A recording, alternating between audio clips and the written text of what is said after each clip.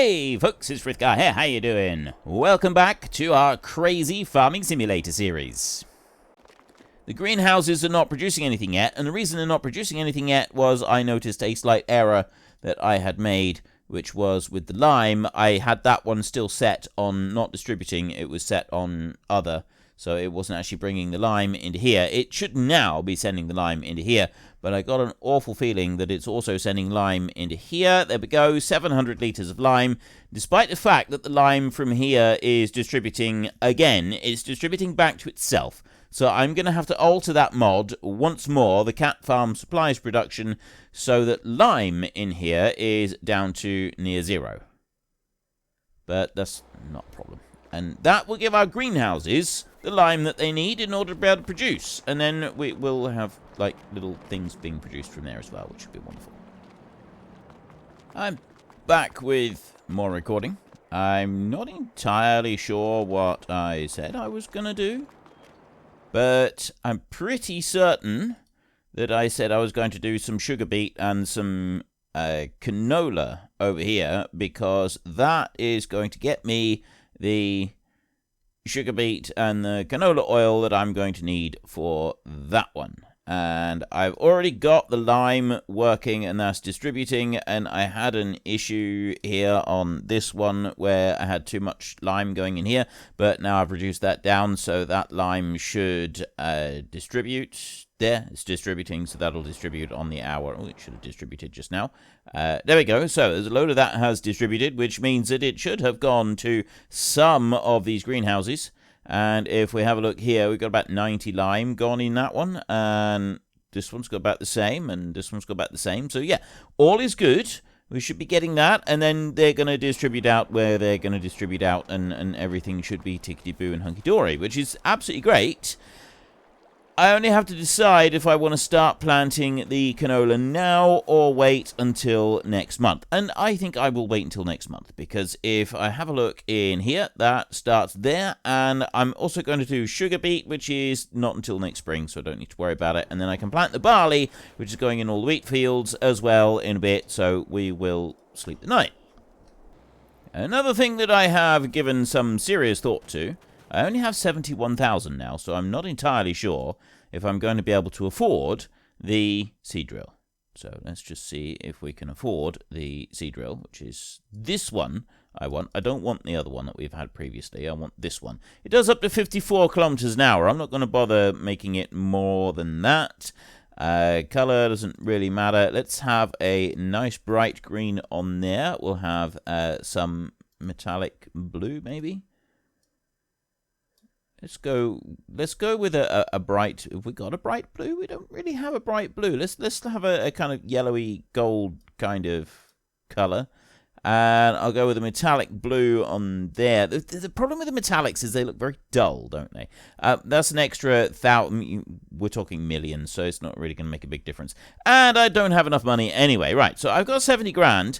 What I was actually thinking is, you know what? I might just go through and remove the hedgerows properly down here, and then run through with a plow and remove these bits. And then I was sort of thinking, well, I got this bit up here, and I was also actually kind of thinking that maybe, possibly, definitely, certainly, we can, this big piece up here, if this stays as one field, then we'll do the other bit down here as a separate field, and then we've got two fields. And also, yeah, I don't really want to bother going through and doing all of that right now. It's going to take too long, and I can't be bothered. But I will just, like, start doing some little bits to it.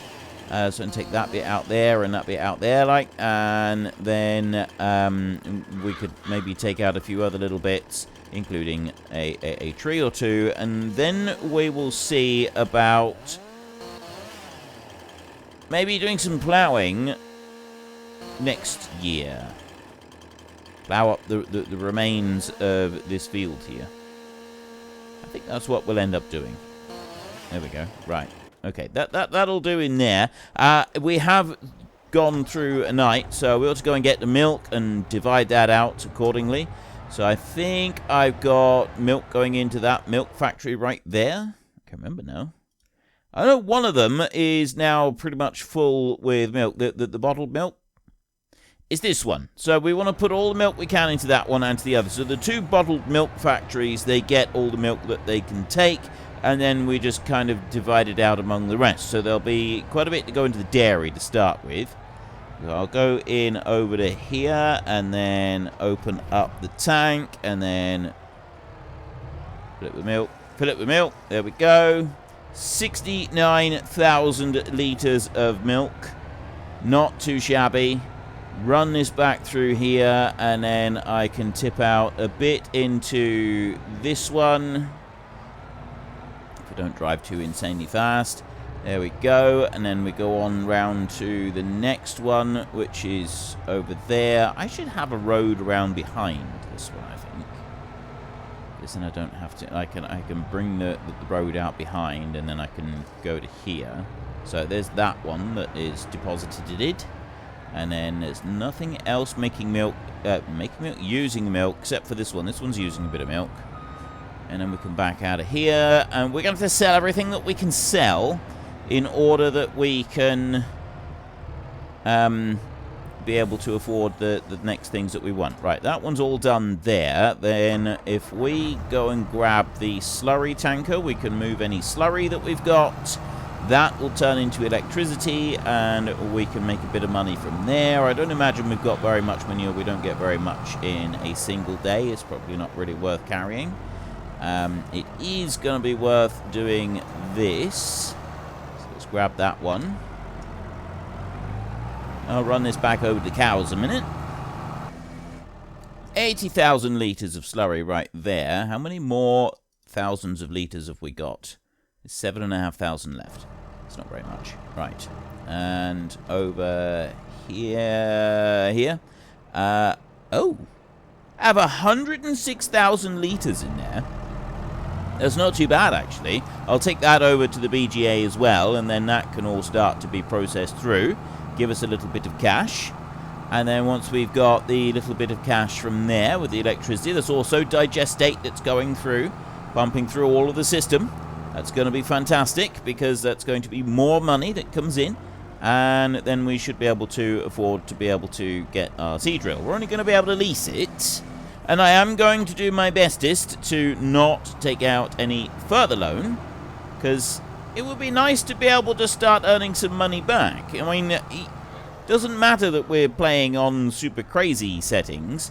You still want to be able to make some money. The whole point of this is to be able to make money. Yeah, and I'm not about to just edit in billions of euros and then just like not do anything, because I don't really want to play that kind of game.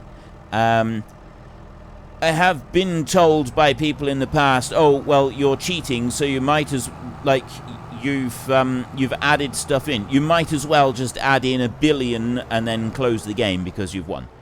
I don't really understand that, because for a lot of people the point of this game is not about earning and making loads of money. My youngest son, the only time he's ever been interested in playing this game is literally nothing whatsoever to do with earning money in the game. The only thing you know what, I'm going to take that trailer back with me because it'd be more convenient over there. The only times he wanted to play the game, he was not interested in building up a farm. He didn't want to do that. He wanted to play the game because he wanted to drive around some big tractors. So I gave him a map that had 1 billion in it. Well, 999,999,999, I think it's what it actually had. But anyway, I gave him the map with lots and lots of stuffs and lots of monies, and just said, there you go, now you can buy whatever you want. It's like, awesome. And he bought one of each of all the big tractors and some other stuff as well, and then just drove them around. And that was it. He was happy as a pig in a large quantity of sloppy mud. And he was delighted. He thought that was amazing. And that was all he wanted. And I mentioned this in a Facebook group that I belong to, and said, yeah, my son doesn't like building up from the bottom and building it all up. He just wants to have a map that's got unlimited amounts of money, and then he can just play. And he just buys the big machines. And the amount of abuse I got for that, because I was teaching him instant gratification, and it was just destroying the youth of today, because it's training them that there is no... there's no point in trying to build anything up, because you just have everything you want straight away. I could not believe the amount of abuse I got from that. It was ridiculous. I'd never really known anything like that. I mean, I will just hasten to add that I just laughed about it and called them fools, and that was about the full extent of it. But it surprised me, the kind of...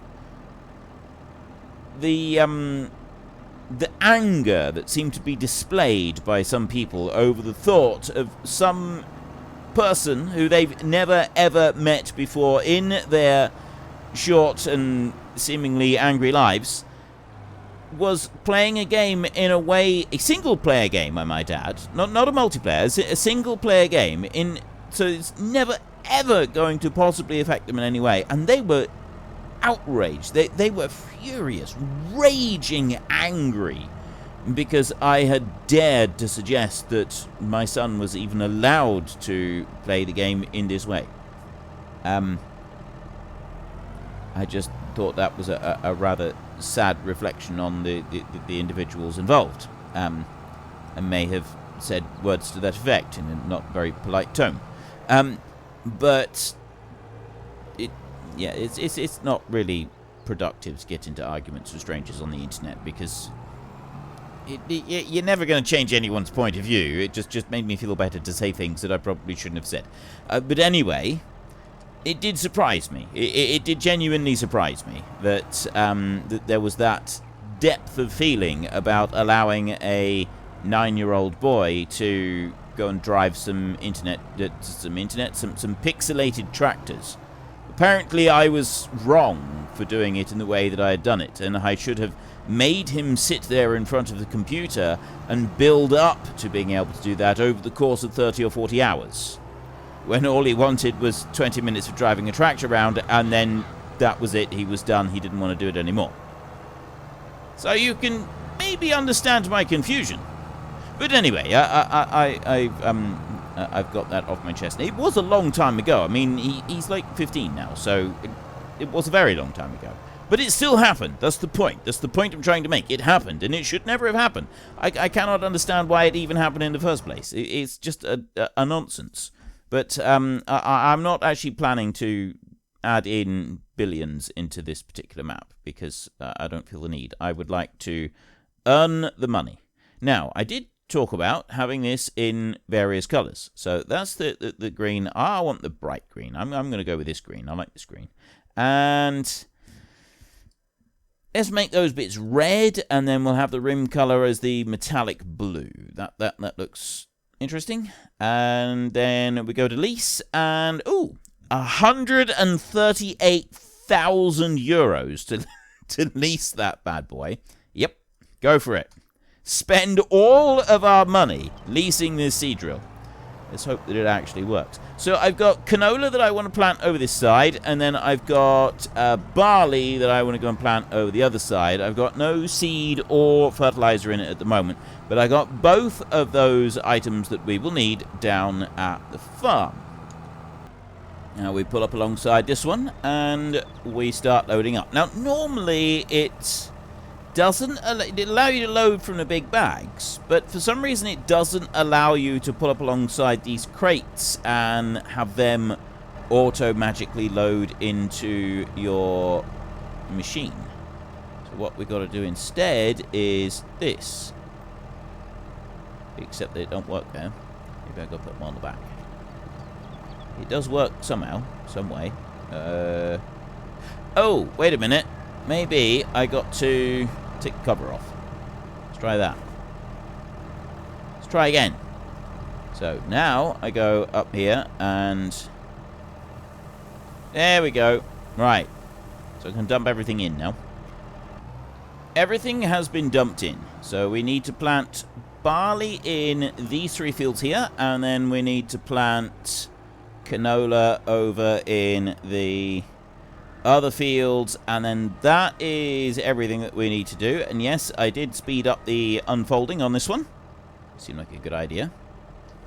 So we fire that one up, and then drop it down like that, and that is what I've done. It's right on the edge of the drill, because I thought that would actually, and I'm planting canola, which is just really stupid because I had that ready for the other field, which we don't want. We actually want barley in here. Grass, poplar, sorghum, carrots, red beet, parsnip, wheat, barley. And yeah, I did this so that the edge of the seed drill, we could put it to the edge of whatever field that we're working on, and it'll be nice and easy. And I figured that would be like the absolute best way to go about doing this. And I don't feel that I was wrong in any way on this assessment. I think that this was definitely the right way to go about it. So I need to whiz along here. I'm not sure if this tractor is the one that's like the most powerful one, or if there is indeed another one. Know that there was a tractor I was looking at. Let me have a look. What tractor have we got? Let's go to here. No, let's go to owned. Large tractors. Oh, I've got a Deutz. I didn't even know I had a Deutz. I thought that... yeah, I thought this was a different one. It's 480 horsepower. There is another tractor that is a Fendt that has been modified slightly, and it is rather good. Stevie has gotten his hands on it, and that is one I'm looking for right now. There it is that one right there. And you can see it goes up to 1,156 horsepower. Like, that is the tractor of tractors. So we'll probably end up getting that one, because, like, quite frankly, there aren't any other 1,000 horsepower tractors around at the moment, and that's just what we want. If we can have a 1,000 horsepower tractor, it's going to do everything that we could possibly want it to do, which I think would be ideal. That would be absolutely great. The grass here on the side with a direct drill, where we've cut the grass with our fantastic mower, is now actually just turned into field because of the type of grass that we had there. And so then I get extra bits of field wherever the grass was. That's going to be the same over on the other side as well. So there's some of the bits in between the fields. I'm not going to worry about going out into the corners either. I'm not going to worry about coming back and going into those corners. We'll just treat them like you would a normal field, so the corners don't quite get done. You don't quite pick up all the way into the corners, and I think that's going to work out just fine. What I am going to do, though, is I'm going to be careful here that I go over it once or twice. Should be alright there, actually.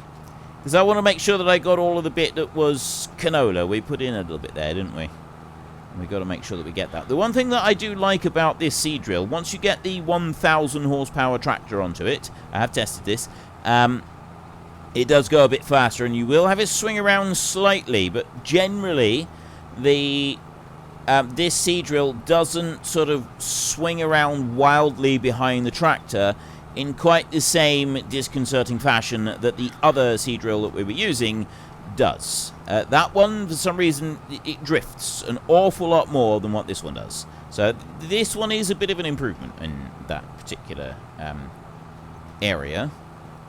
It's less drifting. And you don't really want a lot of drifting from your seed drill. Like, it's not really a quality you look for when you're purchasing a seed drill. Now, there are certain people who drive certain types of cars who consider the ability to drift effectively as fairly high on the importance list. When purchasing a new seed drill, the ability to drift or otherwise is not really something that comes into it.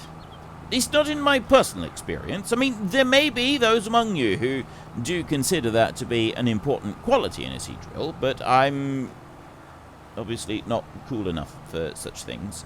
and therefore I would be confused as to why we would want it to be drifting in the first place.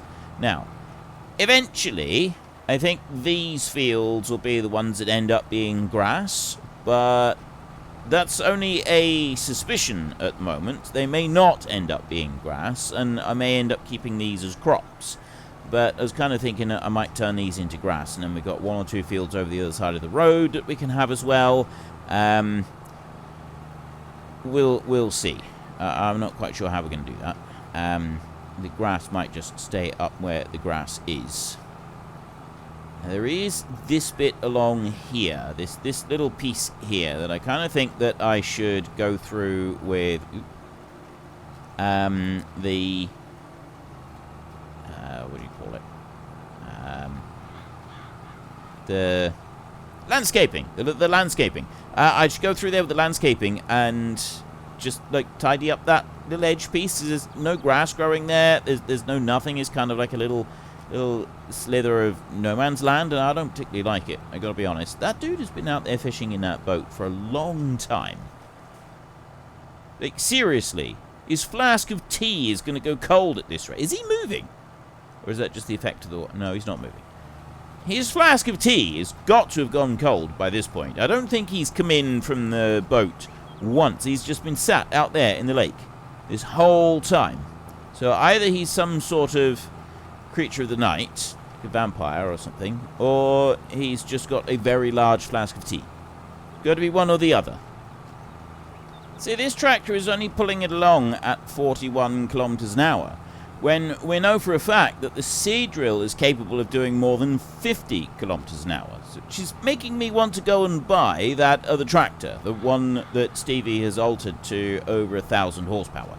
Now, technically, I should modify that again and make it cost more, but I kind of don't want to, because I just want to, like, speed some of these things up a little bit. I mean, it's going pretty quickly, and there's no real hardship in the amount of time that it's taking. It's coming along quite nicely here. I rather like this.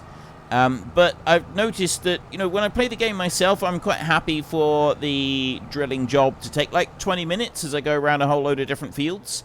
But if I'm playing the game on camera, then I kind of need it to go a little bit quicker than that. I mean, not that it really matters, because I can cut out a chunk, which is basically what I'm doing, but you get the idea. I do wonder if we should knock his house down. And I think, no, we shouldn't do that. But what we could do is, because that corner is pretty much impossible to get into unless we, like, reverse into it or something, maybe I should put something else down in that corner. We could put some renewable energy down in that corner, like we were doing in the last map. We had a field where we were putting a maximum of 2 each of different renewable energies, so that we had a bit of extra income coming in each month. And I kind of like the idea of doing that again. I think that would be quite cool, because you can get some money back from the renewable energies, and you know, money is money.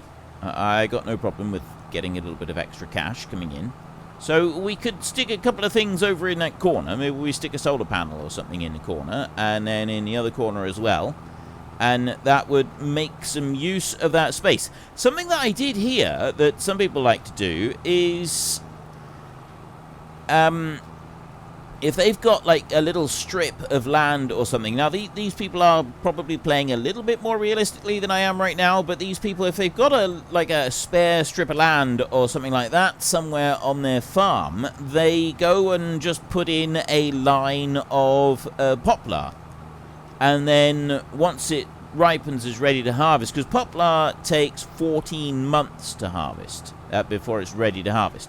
And so some people sort of do all forestry related activities only in the winter, and so if it ripens sometime during the summer, they leave it, and then they got something to do during the winter months if they want to do a little bit of something every single day.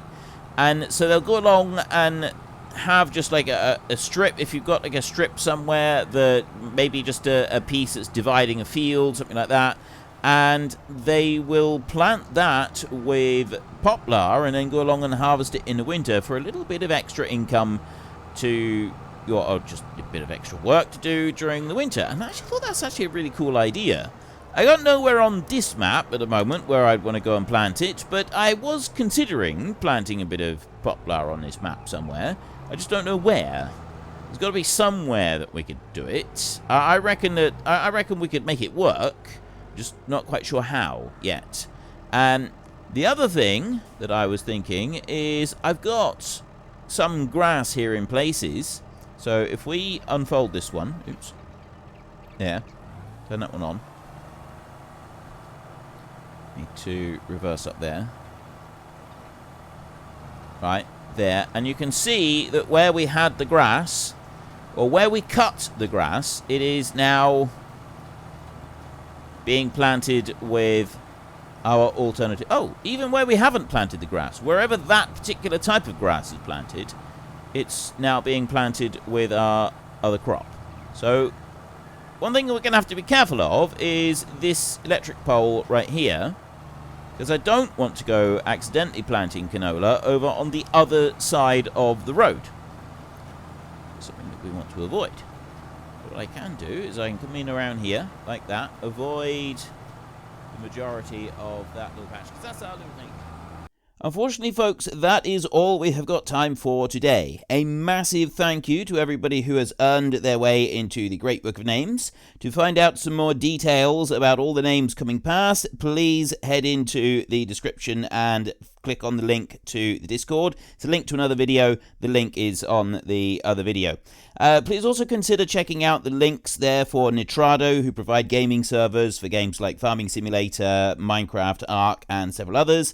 And there's also Fanatical, who will help support your gaming habit by providing you with cheap games and also giving me a small commission on anything that you buy using my link.